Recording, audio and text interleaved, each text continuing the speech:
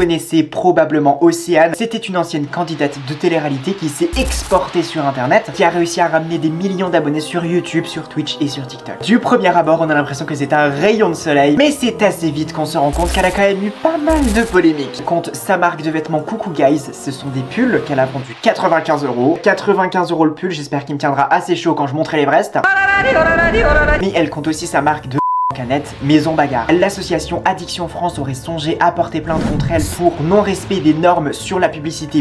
Et il y a aussi énormément de personnes qui se sont posées des questions par rapport à cette marque. Pourquoi appeler sa marque de en canette Maison Bagarre quand on sait que est un des éléments qui favorise les violences conjugales. En plus de ça, le packaging de la canette, il est rose, sympa, ça ressemble à un simple soda. Ça pousse les jeunes à inconsciemment penser que c'est juste fun et rigolo. Enfin bref, beaucoup d'éléments qui ont fait que la marque n'a pas du tout fonctionné. Et je crois qu'à l'heure actuelle, Maison Bagarre a mis la clé sous la porte. Mais nous, ce qui nous intéresse, c'est une autre de ces polémiques en rapport avec un liquide sucré.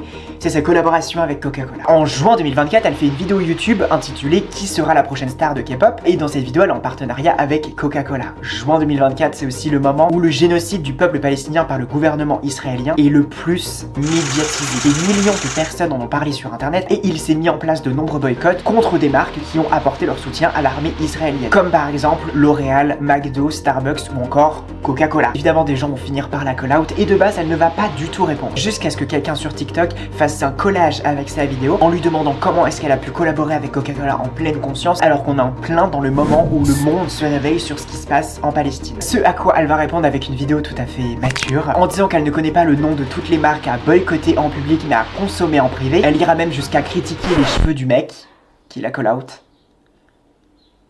Elle aussi, elle a 30 balais, hein, je précise. Bon, je rigole pour ta petite frange, elle est plutôt mignonne. Et elle exprime aussi son désarroi face au fait qu'elle se prenne un aussi gros drama alors qu'elle a juste bu du coca. Océane, tu n'as pas juste bu du coca, t'en as fait la pub. Je pense que les influenceurs n'ont pas encore compris que le principe du boycott, c'est surtout de faire des actions en rapport avec ses propres valeurs personnelles. Oui, aller sur le terrain, donner dans des cagnottes, faire activement partie d'associations en aide au peuple palestinien, ça aura toujours plus d'impact que juste ne pas aller quelque part. Mais c'est surtout sur le principe. En tant qu'influenceur avec une communauté qui nous suit, on a la possibilité de faire de très grandes choses parce qu'on sait très bien que derrière il y aura des gens qui seront impactés par ce qu'on va dire. Quelqu'un qui n'a pas d'argent, pas de moyens, pas de plateforme, mais qui veut quand même apporter son soutien au peuple palestinien, la moindre des choses qu'il puisse faire, c'est lui aussi boycotter. Et c'est important que nous, influenceurs, on mette la lumière sur plein de moyens d'aider une cause. Je vous parle de ça en rapport avec le génocide palestinien, mais c'est exactement la même chose pour absolument tout. À chaque fois sur internet, que ce soit les influenceurs ou les personnes qui consomment du contenu sur internet, pensent que l'objectif c'est de devenir la personne la plus woke, celle qui sauvera la veuve et l'orphelin, alors que pas du tout. Il faut arrêter de penser que c'est soit tout noir, soit tout blanc, soit jette tout le monde, soit jette personne. Vous vous persuadez qu'on vous demande de porter le poids du monde sur vos épaules,